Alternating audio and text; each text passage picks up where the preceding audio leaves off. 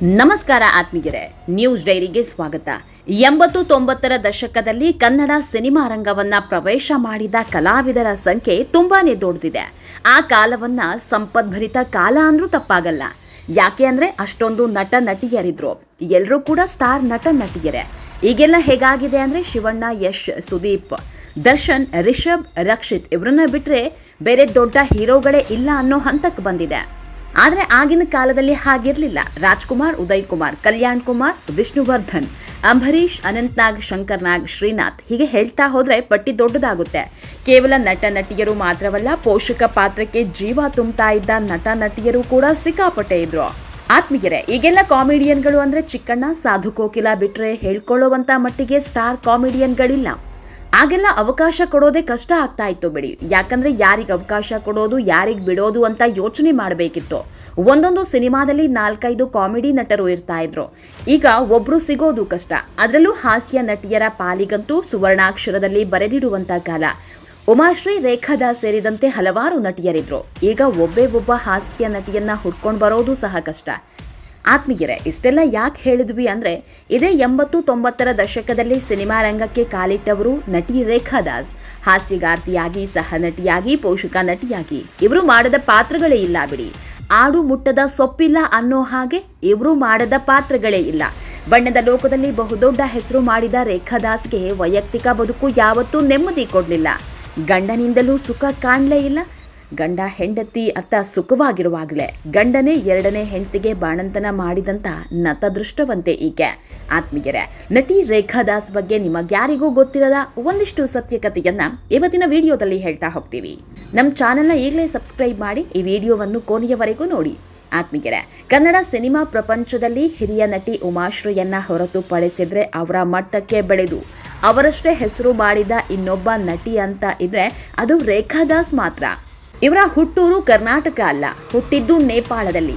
ಹೀಗಾಗಿ ರೇಖಾ ದಾಸ್ ಅವರು ಹುಟ್ಟು ಕನ್ನಡಿಗರಲ್ಲ. ಆದರೆ ಕನ್ನಡದಲ್ಲಿ ಹುಟ್ಟದಿದ್ರೆ ಏನಂತೆ, ಕನ್ನಡಿಗರಿಗೂ ಹೆಚ್ಚಾಗಿ ಕನ್ನಡವನ್ನ ಪ್ರೀತಿಸ್ತಾರೆ. ಕನ್ನಡದ ಮಣ್ಣಲ್ಲೇ ಹುಟ್ಟಿ ಕನ್ನಡ ಗೊತ್ತಿಲ್ಲ ಅನ್ನೋರ ಮಧ್ಯೆ ಕನ್ನಡದ ಹೆಮ್ಮೆಯ ಮಗಳಾಗಿ ಗುರುತಿಸಿಕೊಂಡಿದ್ದಾರೆ. ಆತ್ಮೀಯರೇ, ರೇಖಾ ದಾಸ್ ಅವರ ತಂದೆ ತಾಯಿ ಬೆಳೆದಿದ್ದೆಲ್ಲ ನೇಪಾಳದಲ್ಲೇ. ಆದರೆ ಮನೆಯಲ್ಲಿ ಕಿತ್ತು ತಿನ್ನೋ ಬಡತನ. ಹೀಗಾಗಿ ರೇಖಾ ಅವರ ತಂದೆ ತಾಯಿ ಕೆಲಸ ಹುಡ್ಕೊಂಡು ಬೆಂಗಳೂರಿಗೆ ಬರ್ತಾರೆ. ಜೀವನ ಸಾಗಿಸೋದಕ್ಕೆ ಏನೇನೋ 10 ಕೆಲಸ ಮಾಡ್ತಾರೆ. ರೇಖಾ ದಾಸ್ ನೋಡೋದಕ್ಕೆ ತುಂಬಾನೇ ಸುಂದರವಾಗಿದ್ರು. ಹೀಗಾಗಿ ಯಾರೋ ಒಬ್ರು ನಿಮ್ಮ ಮಗಳನ್ನ ನಟಿ ಮಾಡಿ ಅಂತ ಸಲಹೆ ಕೊಟ್ಟಿದ್ರಂತೆ. ಅದರಲ್ಲೂ ರೇಖಾ ದಾಸ್ಗೆ ನಟನೆ ಮೇಲೆ ಸ್ವಲ್ಪ ಒಲವು ಇತ್ತು. ಆದರೆ ಕನ್ನಡ ಅಷ್ಟಾಗಿ ಬರ್ತಿರ್ಲಿಲ್ಲ. ತಂದೆ ತಾಯಿ ನೇಪಾಳಿ ಭಾಷೆ ಮಾತನಾಡ್ತಾ ಇದ್ದಿದ್ರಿಂದ ಇವರು ಕೂಡ ನೇಪಾಳಿ ಕಲಿತಿದ್ರು. ಆಗಿದ್ದಾಗಲಿ ನಟನೆಗೆ ಭಾಷೆ ಮುಖ್ಯವಲ್ಲ ಅಂತ ಅದೆಷ್ಟೋ ನಿರ್ದೇಶಕನ ಮನೆ ಬಾಗಿಲಿಗೆ ಹೋಗ್ತಾರೆ. ಒಂದೇ ಒಂದು ಚಾನ್ಸ್ ಕೊಡಿ ಅಂತ ಕಾಡಿ ಬೇಡ್ತಾರೆ. ಆದರೆ ಚಾನ್ಸ್ ಕೊಡ್ತೀನಿ ಅಂತ ಕರೆಸಿದವರು ಅವಮಾನ ಮಾಡಿದ್ದೇ ಹೆಚ್ಚು. ನೀನು ನೇಪಾಳಿ, ನಿನಗೆ ಯಾಕೆ ಅವಕಾಶ ಕೊಡಬೇಕು ಅಂತ ಹೀಯಾಳಿಸಿದವರೇ ಹೆಚ್ಚು. ಆತ್ಮೀಯರೇ, ನಾವು ಬೆಳಿಬೇಕು, ಜೀವನದಲ್ಲಿ ಏನನ್ನಾದ್ರೂ ಸಾಧನೆ ಮಾಡಬೇಕು ಅಂತ ನಿಂತಾಗ 1000 ಅವಮಾನಗಳು ಆದರೂ ಸಹಿಸ್ಕೊಳ್ಬೇಕಂತೆ. ನಟಿ ರೇಖಾ ದಾಸ್ ಮಾಡಿದ್ದು ಕೂಡ ಇದನ್ನೇ. ಕಾಡಿಬೇಡಿ, ಒಂದೊಂದೇ ಸಣ್ಣ ಪುಟ್ಟ ಪಾತ್ರ ಮಾಡೋದಕ್ಕೆ ಶುರು ಮಾಡ್ತಾರೆ.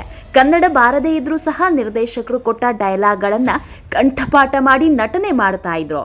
ಅಷ್ಟರ ಮಟ್ಟಿಗೆ ನಟನೆ ಮೇಲೆ ಶ್ರದ್ಧೆ ಹಾಕಿದ್ರು. ಆತ್ಮೀಯರೇ, ಹೀಗೆ ಬಣ್ಣದ ಲೋಕದಲ್ಲಿ ಸಿಕ್ಕಾಪಟ್ಟೆ ಬ್ಯುಸಿಯಾಗಿದ್ದ ದಿನಗಳೇ ನಟಿ ರೇಖಾ ದಾಸ್ಗೆ ಹಿರಿಯ ನಿರ್ದೇಶಕರೊಬ್ಬರ ಮೇಲೆ ಮನಸ್ಸಾಗುತ್ತೆ. ಇಬ್ರು ಕೂಡ ಪ್ರೀತಿ ಮಾಡೋದಕ್ಕೆ ಶುರು ಮಾಡ್ತಾರೆ. ಕೊನೆಗೆ ಮನೆಯವರನ್ನ ಒಪ್ಪಿಸಿ ಮದುವೆ ಕೂಡ ಆಗ್ತಾರೆ.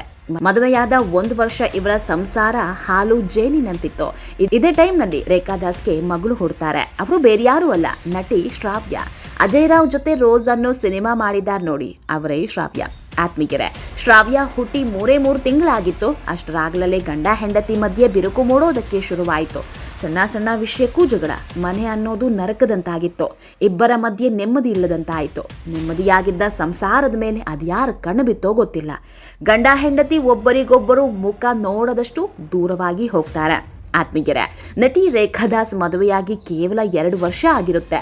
ಮಗಳು ಹುಟ್ಟಿ ಕೆಲವೇ ದಿನ ಆಗಿರುತ್ತೆ. ತಂದೆ ತಾಯಿ ಮಧ್ಯೆ ಶುರುವಾದ ಸಂಸಾರದ ಜ್ವಾಲೆ ಡಿವೋರ್ಸ್ ಹಂತಕ್ಕೆ ತಂದು ನಿಲ್ಲಿಸುತ್ತೆ.